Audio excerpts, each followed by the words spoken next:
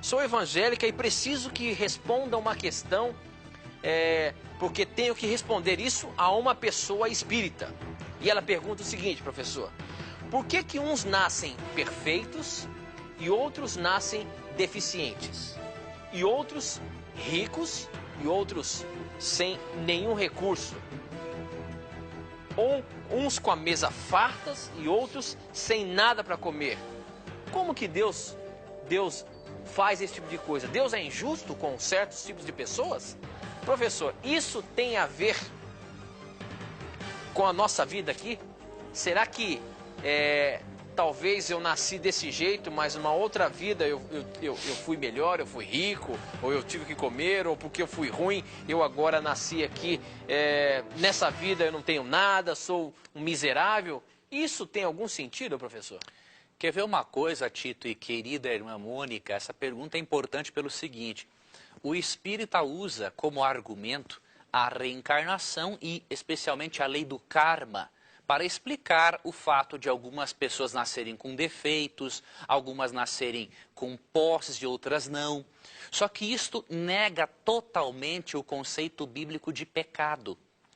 Biblicamente, não há desigualdades sociais por causa de diferentes karmas, ou porque a pessoa foi má em outras vidas, nada disso. De acordo com Hebreus 9:27, a reencarnação nem existe. Hebreus 9:27 afirma que depois que o ser humano morre uma vez, consequentemente, vem depois para ele o juízo. Ou seja, o cara não morre uma vez e reencarna, morre duas e reencarna, não. A reencarnação é antibíblica. E você aceita ou a reencarnação ou aceita a Bíblia. Não tem como aceitar as duas coisas ao mesmo tempo. Tá? Então, qual é o que causa desigualdades sociais?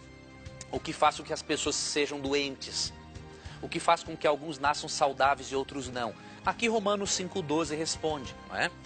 Pois assim como por um só homem entrou o pecado no mundo, e pelo pecado a morte, assim também a morte passou a todos os homens, porque todos pecaram. Biblicamente, eu e você não estamos pagando pelo pecado de Adão e Eva. Nós sofremos as mesmas consequências pelo pecado. Por quê?